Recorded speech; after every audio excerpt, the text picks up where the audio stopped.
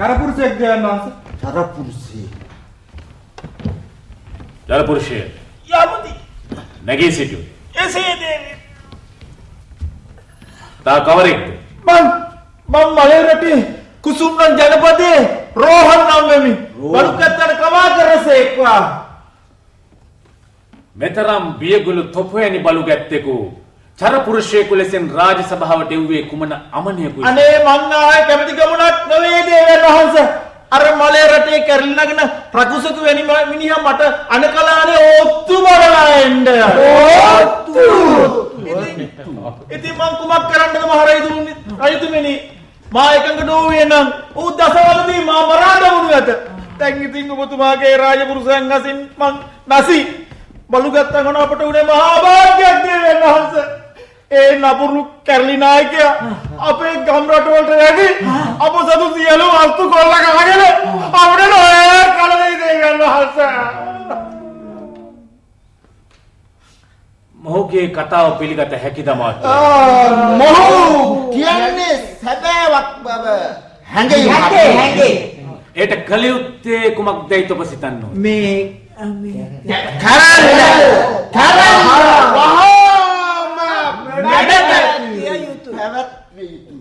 කැරල්ල වහාම මැඩ පැවැත්විය යුතුයි. තොප ඔය බස කී වතාවක් කීවාද අමාත්‍යවරුනි? දීග රෝහණ තා දැන් කැරලි නායකයා ගැන අවලාදෙන් කතා කළාට මගේ ආරක්ෂක බටීන්ටස් නොවේ නම් තා වාසල සරා ඔත්තු බලාගෙන යනවා නේද? අවසර දේවයන් වහන්සේ මගේ අමුදරුවෝ ඉන්නේ ඒ කැරලි නායකයාගේ අනසට පවතින ජනපදේ.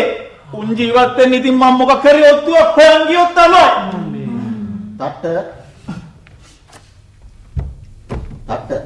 ඔව්. තගේ අමුදරුවන්ද ලොකු කට මහරජතුමාද ලොකු. අමුදරුවන් නිසා මහරජතුමා දෝහිකම් කළමු වහම මරාගෙන මයියි. ඔබ මොගේ නියම ප්‍රයෝජනයක් නොගෙන වහා මරා දැම්මොත් මා සලකන්නේ තොපද කැරලිකරුවන්ට සහාය වූ කුලසයි මහයම. අහගත්තේ. එම්බල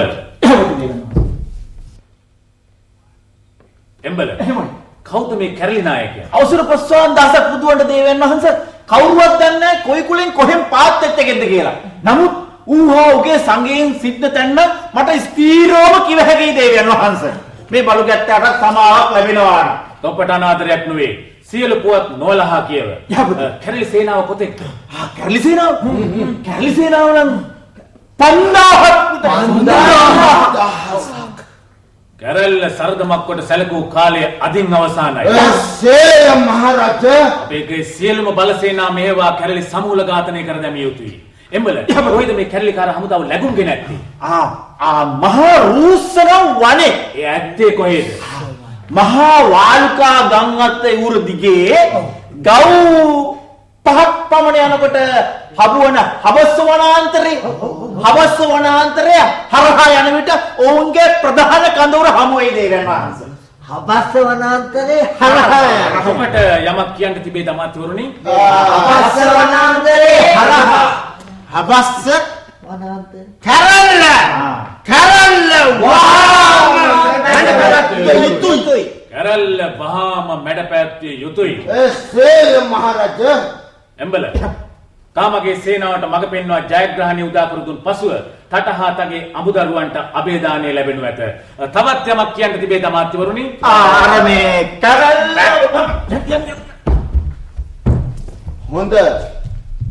හොඳ සුබ නැකතක් බලා හමුදාව පිටත් විය යුතුයි දේවයන් වහන්සේ. නැකතක් නොවේ නම් හෙටට නැකතක් හදනු යෙහි මහයමති. හෙටට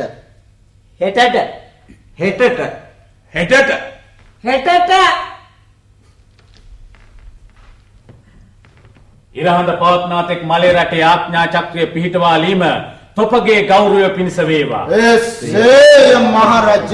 පෙනේද දහවල් වනතුරා නිදාගන්න ලැබීම නිසා තොපගේ මහරජතුමා කෙතරම් අවදියෙන් රාජ්‍ය විචාරණය අවසර මහරජතුමනි අර මලේ රටේ සභාවේ වැඩ කැරල් මෙතකින් හමාරයි. ජය ශ්‍රී ජයශ්‍රී ජය ශ්‍රී.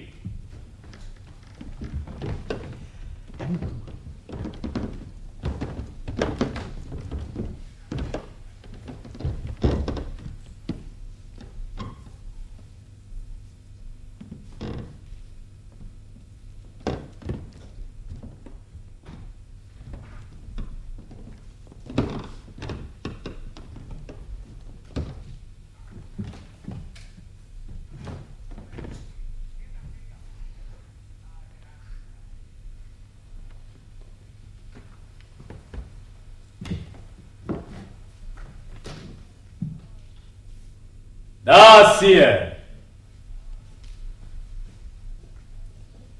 මට මතු බඳුනක් ගෙනෙව.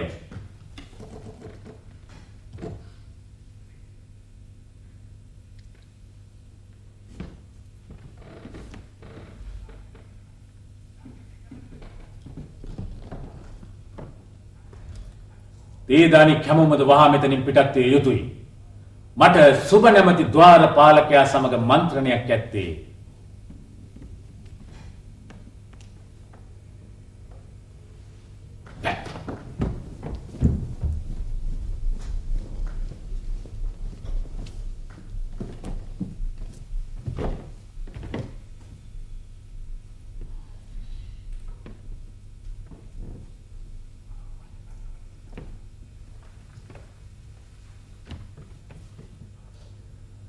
ශ්‍රී ලංකා දීපේ සීසත් දැරීමට එක් මොහොතකට මට ලබා දුන් වරප්‍රසාදයට ඔබ වහන්සේගේ චිත්ත සන්තෝෂයට හේතු වන පරිදි භුක්ති විඳියයි සිතමි. දෙවියන් වහන්සේ මාතින් නොනිසි කිසිවක් සිදු වේ නම් ඔබ වහන්සේගේ කඩුපතට මගේ ගෙල සූදානම්.